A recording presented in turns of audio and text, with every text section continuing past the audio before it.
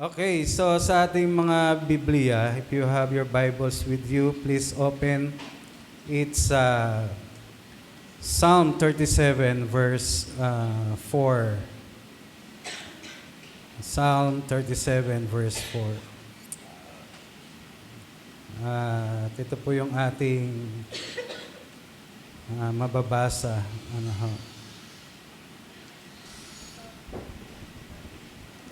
Verse 4, delight yourself in the Lord, and He will give you the desires of your heart. Amen. Sabi po yan yung bagong NIV take delight in the Lord, and He will give you the desires of your heart. Let's pray. Tayo manalangin. Father God, we thank you sa oras na ito that you have given us, O Lord, opportunity to worship you together in this place. Father, salamat po sa iyong pagpapala at alam namin na kapag kami ay lumalapit sa iyong salita, ikaw ay nangungusap, pinapahayag mo ang iyong sarili sa pamamagitan ng mga bagong revelations, insights, and the powerful work of your Holy Spirit in our life. Father, as we draw to you and to your word, Lord, I pray that you speak to us, O Lord, in a very personal way na makita namin, Panginoon, yung kadahilanan, Panginoon, ng pagkatawag mo sa aming buhay. Father, we thank you, Lord, for your goodness. In Jesus' name we pray. Amen. Amen. Delight. Okay. Sa Hebrew, ang sabi po dyan ay exquisite joy. Yan ay isa sa keyword po doon sa verse na binasa natin. Exquisite, or luxurious joy. Exquisite ay katangi-tangi, nakaligayahan. Luxurious joy, in other words, sa mababaw na salin, ito po yung greatest joy.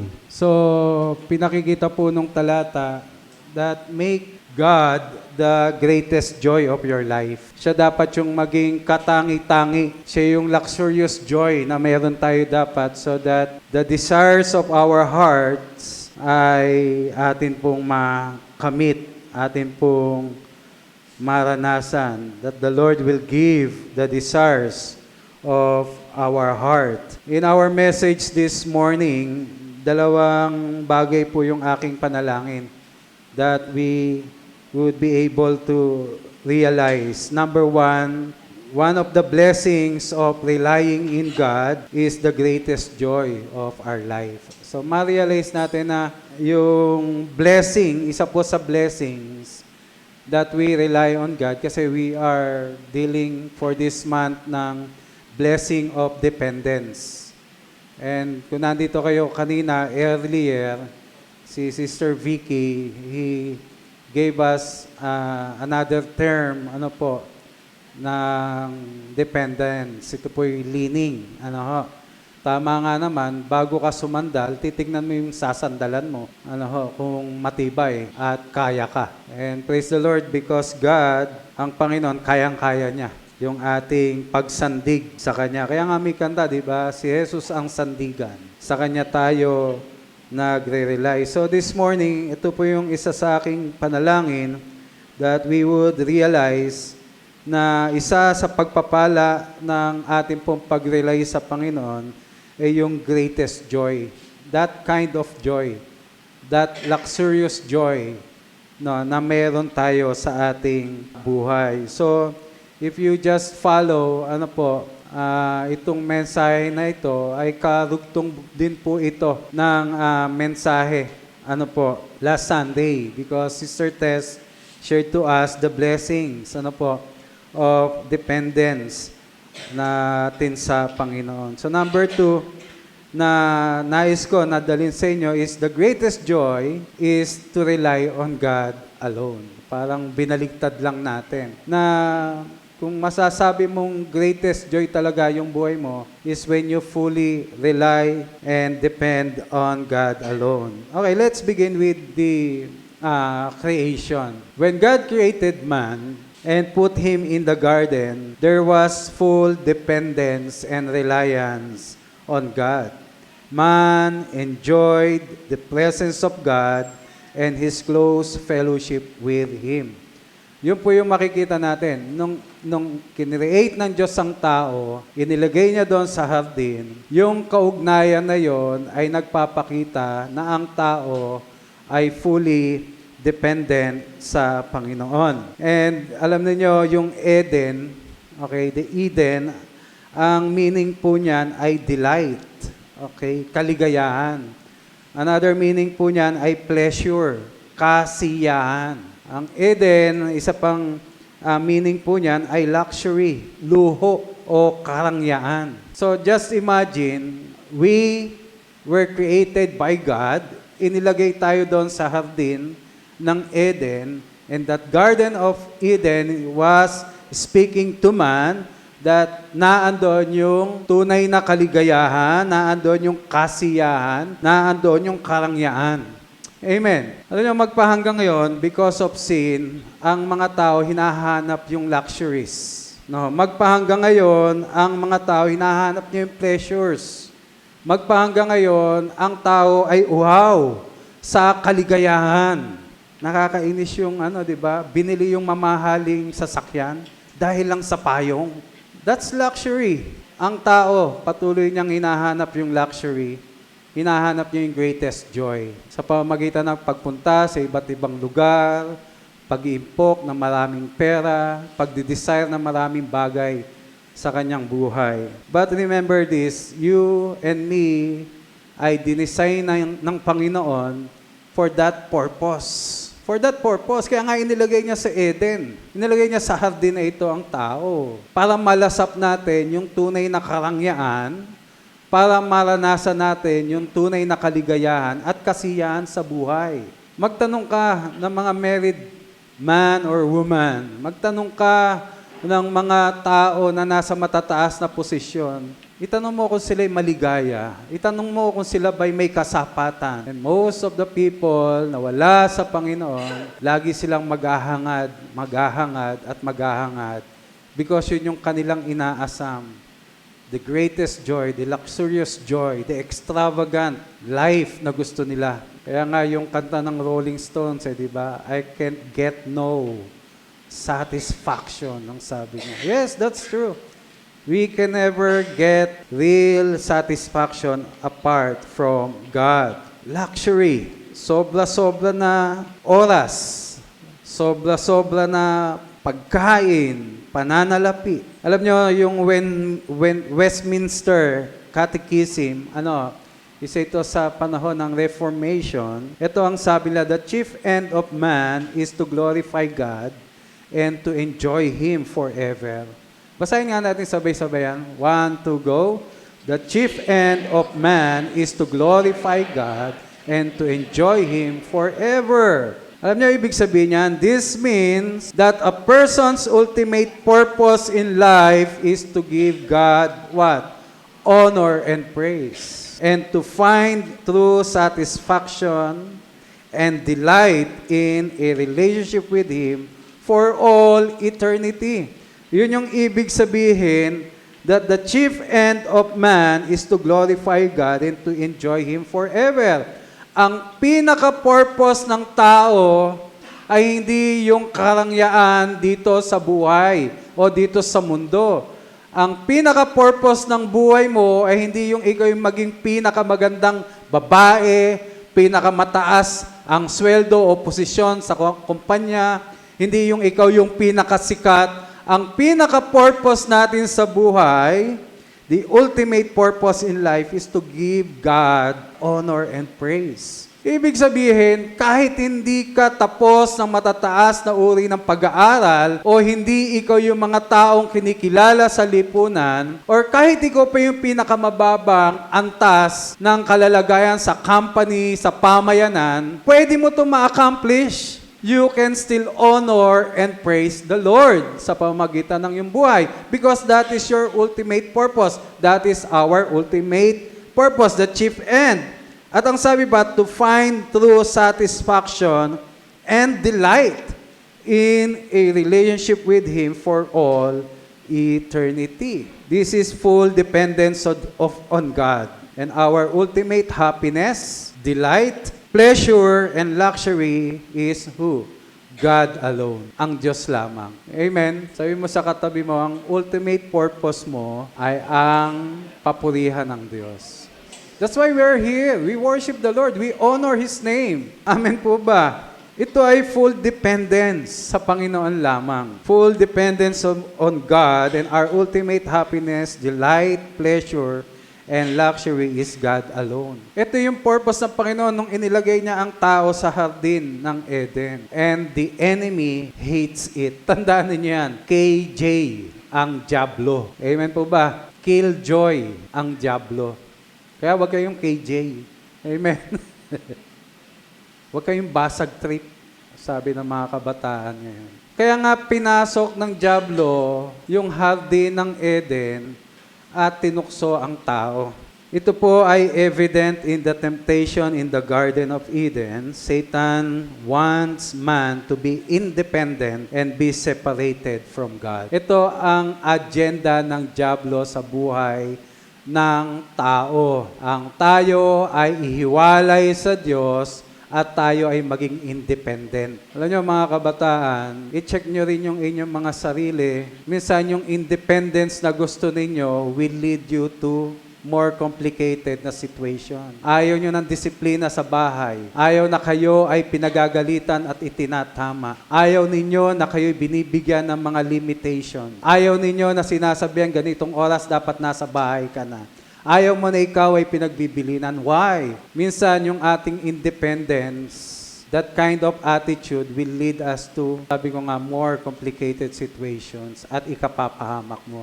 Ito ang gusto ng Diablo. Kaya nga, in the family, ito ang ginagawa ng Diablo. Ayaw mag-submit ng asawang babae, ayaw sumunod ng mga anak sa mga magulang, may mga sarili-sariling kaparaanan. At tayo, sa pagharap natin sa Panginoon, hindi natin tinatanggap kung ano yung sinasabi ng Diyos. Meron tayong mga katuwiran. Minsan, point blank or black and white na yung sinasabi ng Diyos. Mula sa kanyang mga salita, meron tayong mga justification sa ating mga sarili. Yon ay mga indikasyon that we want independence. And I will tell you, independence from God, walang blessing po doon. Amen? Kaya nga, kung may pagtutuwid, itinatama tayo ng Panginoon, magpasalamat tayo because the Lord is just showing us that He loved us that much. Ito ang agenda ng Diablo sa atin, to separate us from God and to rely on our own strength, strategy, and survival. Yun yung ini-inject ng Diablo sa ating isipan, na kaya nating mamuhay sa sarili lamang natin, that we can live this life apart from God. Anyway, matalino naman ako. Anyway, maganda naman ang aking trabaho. Anyway, I have this and that in my life. Let's check our hearts. Minsan ang independence, hindi po yung ikaw ay totally you separated yourself from your parents, from the church, or from the people na alam mong dapat nagsasubmit ka.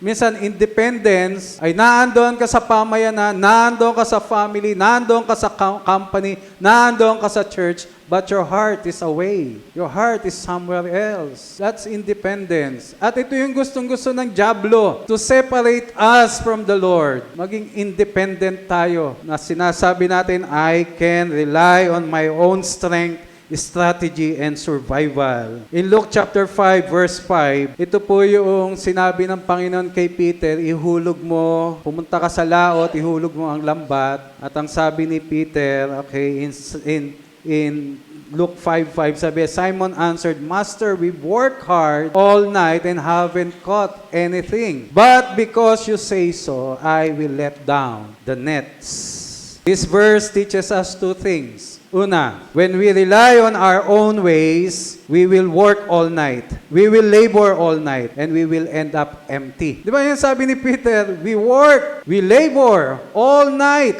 Wala pa rin kaming nahuli. Ito yung itinuturo ng Biblia.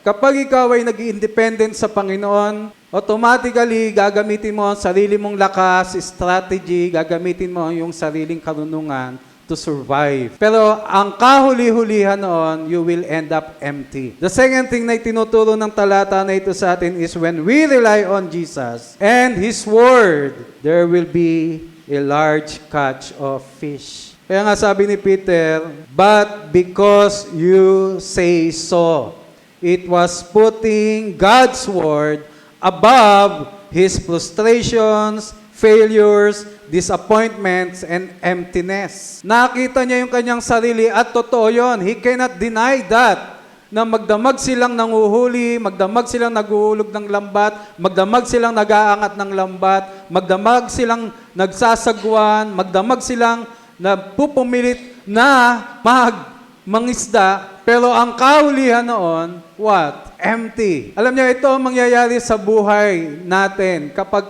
tayo ay lumihis, kinalimutan, o tayo ay nagbukod sa pamamahala ng Diyos, lahat ng ito, mga kapatid, mauwi sa wala. Kaya nga, do not even try to consider even a single step away from God. Hindi mo kayang lumayo sa Diyos at mamuhay ng tunay na buhay. Amen po ba?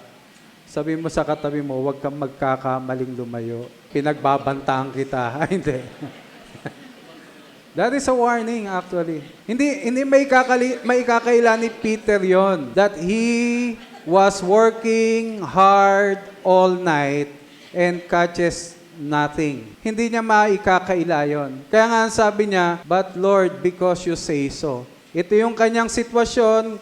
He caught nothing, working all night, labor, nag-effort siya, and catches nothing. And now, he puts God's Word above his situation. Ang sabi niya, ito ang kalalagayan ko, but because you say so, we will let down the nets. Amen. He put more value sa Word ng Panginoon. Alam niyo mga kapatid, napakahalaga na bigyan natin ng value ang sinasabi ng Diyos sa buhay natin. Minsan si PM ay may sinend sa group chat ng multimedia. Nakakatawa naman talaga. Kasi Sabado na ba, Linggo na, wala pa yung outline ng pastor. Pero alam niyo, iba yung treatment ko pagdating sa pangangaral ng salita ng Diyos eh. Up to the last moment, I am praying, Lord, ano ba talaga ang gusto mong sabihin? Nakakantsawa na nga ako ng multimedia eh. Bakit daw wala pa akong outline? Hindi nila alam, up to the last moment, I am still praying ano ang gustong sabihin ng Panginoon sa atin. That's how I value the Word of God para sa ating lahat. Amen po ba? Actually, may pagkakataon, binabago ng Panginoon yung mensahe. Actually, right now, what I am praying for is to give emphasis doon po sa Psalm 27. Yan na po yung meditation ko. Tapos, ang ganda pa noong 2 Samuel na tinatalakay natin kasi it's all about the life of David na saktong-sakto. Pero iniba ng Panginoon eh. Iniiba ng Panginoon eh. We must put value doon sa freshness, sa revelation ng Panginoon sa ating buhay. Going back to Peter and going back to the topic ng greatest joy. Ano ba ang greatest joy ng isang fisherman? Ano yung satisfaction na mayroon siya? Of course, makahuli ng marami. Tama po ba? Nakabase ba yung kanyang joy doon sa outfit niya? Uy, bago damit ko. Yun ba yung greatest joy ng isang fisherman? O isang fisherman? Ang greatest joy ba ng fisherman, yung bangka niya ay fiberglass na matibay? Yeah, pwede. Pero yun ba yung ultimate joy? Yun ba yung kanyang greatest joy? Yung greatest joy ba niya ay katulad siya ng mga Olympian, mga Olympic swimmer na lumangoy siya, gano'n siya kagaling? Hindi yun ang greatest joy talaga ng fisherman eh. Tama po ba? Ang greatest joy ng fisherman ay makahuli ng maraming isda. Siguro maganda yung sagwan mo kung yari sa Kamagong o Nara. Pero hindi yan yung greatest joy. Hindi mo may luluto yun eh. Ang greatest joy ng fisherman ay yung sila ay makahuli ng marami. How about us this morning? How about you right now? What is your greatest joy? Sa isang kabataan, ano ang greatest joy mo? Makatapos ng pag-aaral? Crush? Love life? Nung ako kabataan, a few years ago, nung nagsimula akong magkagusto, makita ko pa lang yung crush ko, solve na ako. Ang tawag namin doon, nakasimoy. Tama? Natatandaan pa ba ng mga, simoy, di ba? Minsan nga makita mo lang yung bubungan ng bahay nung hayos na masaya ka na Sayang walang social media noon Social media namin, sulat No? Tapos pagka pinasulat ka ng crush mo sa slam book, alam niyo pa ba yung slam book? Oh. Sa kabataan, minsan yun ang greatest joy natin, yun lamang Pero there's more to life that God is offering you and me. Hindi lamang studies. Well, of course, we must treat our studies as a ministry para sa Panginoon. Pero there's more to it. Sa mga nanay at tatay, ano ang greatest joy nyo? Makita niyo yung anak nyong nagtatapos sa pag-aaral? Ano ang greatest joy nyo? Mga gawaing bahay? Nakatapos ka na maglaba, magluto, at maglinis. Puro L, no? Laba, luto, linis. Kami naman, kalat. What is your greatest joy, mga nanay? Makita natin nagsasucceed in life yung ating mga anak. Sa mga tatay, ano po ang inyong greatest joy? Trabaho. Alam niyo si Martha at si Mary, magkaiba yung kanilang greatest joy In Luke chapter 10, verses 39 to 42, tingnan ninyo yung greatest joy nilang dalawa. Magkaiba. She had a sister called Mary who sat at the Lord's feet, listening to what he said. But Martha was distracted by all the preparations that had to be made. She came to him and asked, "Lord, don't you care that my sister has left me to do the work by myself? Tell her to help me." "Martha, Martha," the Lord answered, "you are worried and upset about many things, but few things." Sa King James, but only one thing, ang sabi, but one thing are needed, and indeed, only one. Mary has chosen what is better, and it will not be taken away from her. Mga nanay, itama natin, no? Baka katulad lang tayo ni Martha. At sa kabuuan, para sa ating lahat, may mas importante sa ginagawa natin. Ang disenyo ng buhay mo, hindi sa labor. Ang disenyo ng buhay mo ay hindi para mag-survive. Ang disenyo ng buhay mo, katulad doon sa Hardin ng Eden, magkaroon ka ng greatest joy because you know that the Lord is with you. God is working in your life. Sa mga employed, anong greatest joy mo? Ikaw na businessman, what is your greatest joy? Salary increase? Promotion? Successful careers? Tandaan niyo, yung greatest joy, ito yung something, it is what we always pursue in this life. And this became our purpose, our agenda. Ito yung nagpapaikot ng mundo natin. Ito ang laging laman ng ating puso. Pero alam niyo, ang isang masakit dito, yung greatest joy na pinupurso natin, minsan, ito rin yung source ng heartaches at ng pains. Yes, I would like to tell you frankly,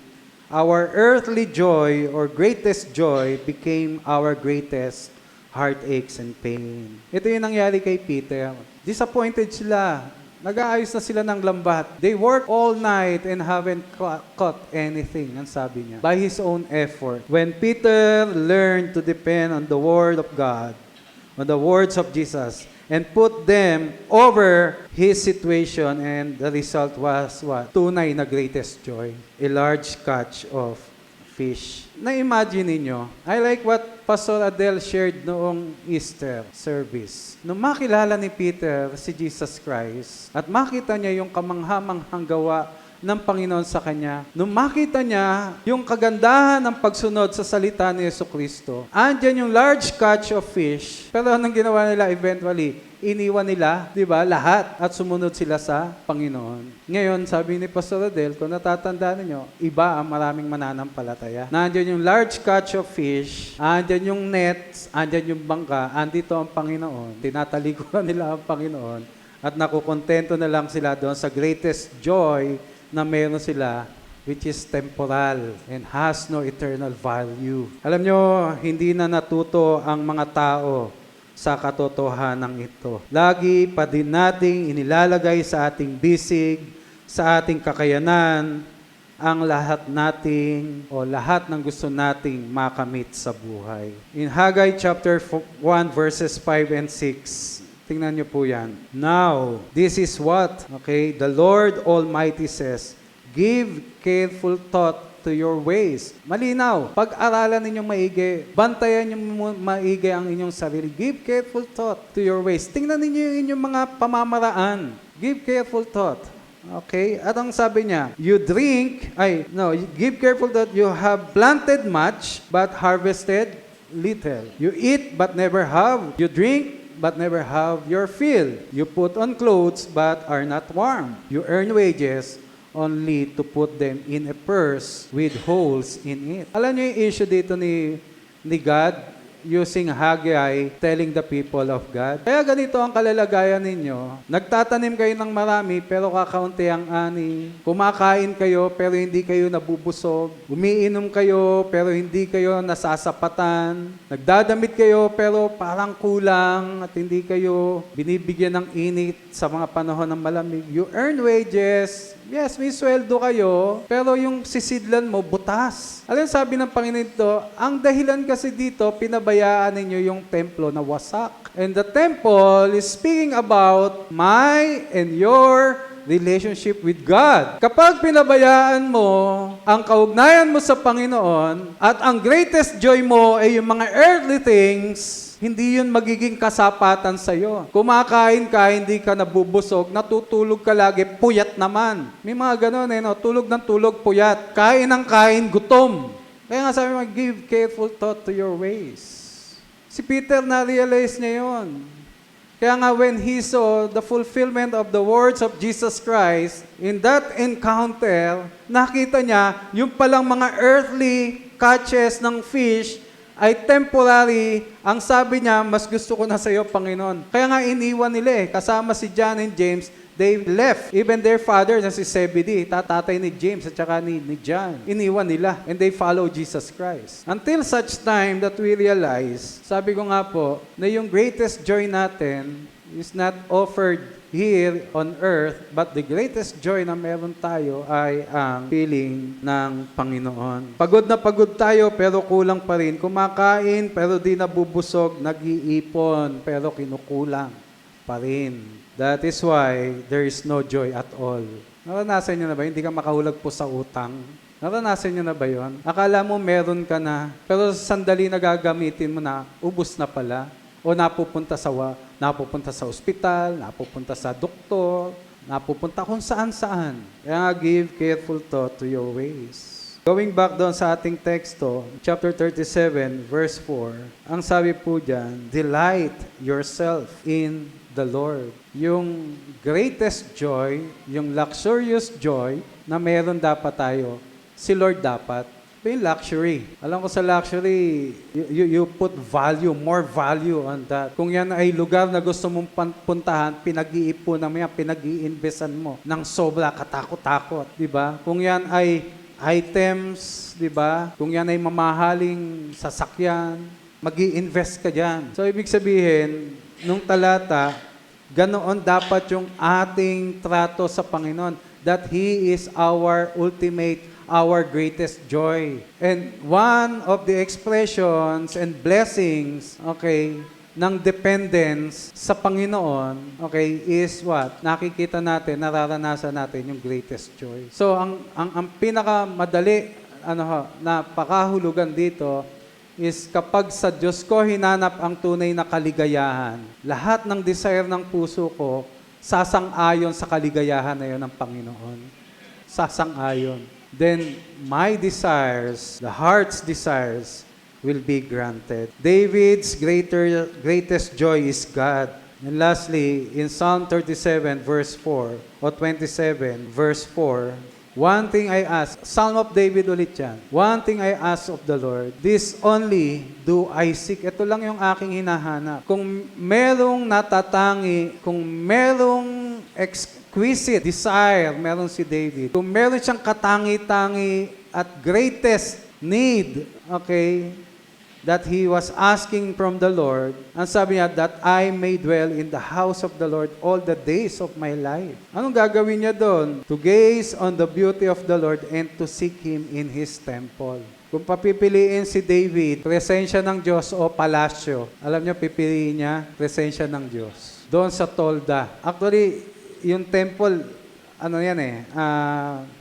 naipaso na lang, pero Ang talagang tinutukoy dyan ni David, tabernacle. Wala pa naman templo nung mga panahon niya. Templo nung panahon na ni Solomon. Tama po ba? Pero ang tinutukoy niya yung presence ng Panginoon. Pero literally, tingnan natin, palasyo o tolda, mas pipiliin ni David, nandoon siya sa tolda dahil kasama niya ang Panginoon. Doon sa palasyo, wow, ang ganda doon. Kung titingnan natin literally, ikaw ang nasusunod kasi ikaw ang hari. Secured ka kasi may mga generals ka at fighting men nakapaligid sa iyo. Busog na busog ka kasi iaalay sa iyo lahat ng pinakamasasarap na pagkain at pagkain na gusto mong hilingin. Tama po ba? Pero ang sabi ni David, hindi ko gusto yan. Mas gusto ko doon sa tolda na ako ang naglilingkod. Ayoko na ako yung pinaglilingkuran. Mas gusto ko ako ang naglilingkod sa Panginoon.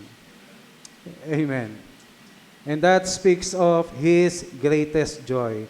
His greatest joy is God. And He is telling us in these two Psalms, that we also need to find our greatest joy in the Lord. Delight yourself in the Lord. At proven na po yun. Nakita natin, sa buhay ni David, yung kanyang paglilingkod, yung kanyang buhay, ay talagang pinagpala ng Panginoon. Then the challenge for all of us this morning, mga kapatid. Ito yung challenge about sa atin. Ano yung greatest joy mo? Kung ma-identify mo, kasama ba ang Panginoon doon? Ikaw ba ay nandoon sa buhay na nilalayo ng Panginoon para sa iyo? Amen. Tayo po'y manalangin. Panginoon, sa oras pong ito, kami ay lumalapit. Panginoon, siyasatin mo yung aming mga puso. At Lord, help us, O Lord, to be honest before you, Panginoon. Ano nga po ba yung greatest joy na meron kami? What is the luxuries, O Lord, that comes from our heart? Lord, sorry kung may mga pagkakataon, we ignore you, we forsake you, we rely, O Lord, sa aming sariling lakas. We're no longer enjoying the blessing of depending on you alone. Lord, forgive us kung sa aming mga priorities, hindi ka na po kasama, Panginoon. Nakikita namin ang aming mga sarili na pagod, uhaw, disappointed, upset, and discouraged. Dahil nananangan kami sa aming sariling lakas. Nagpapagal kami all night, Lord. And yet, we ended up empty-handed, Panginoon. Lord, tinuturo mo sa umagang ito that we need to rely and depend on you fully, O Father God, so that the blessings of the real and true greatest joy will abide in our life, O Father God. Lord, ituro mo sa amin, Panginoon, yung tunay na greatest joy to just depend on you. That reliance, O Lord. Huwag kami maging katulad ni Martha, Panginoon, so disappointed because the demands of the works is overwhelming. Lord, panalangin ko kung may mga kapatid po ako ngayon that is overwhelmed, O Lord, by the demands of their jobs, of their life, demands, Panginoon, sa mga gastusin, demands, Panginoon, sa pamilya, sa eskwela, and even sa ministry. Lord, I pray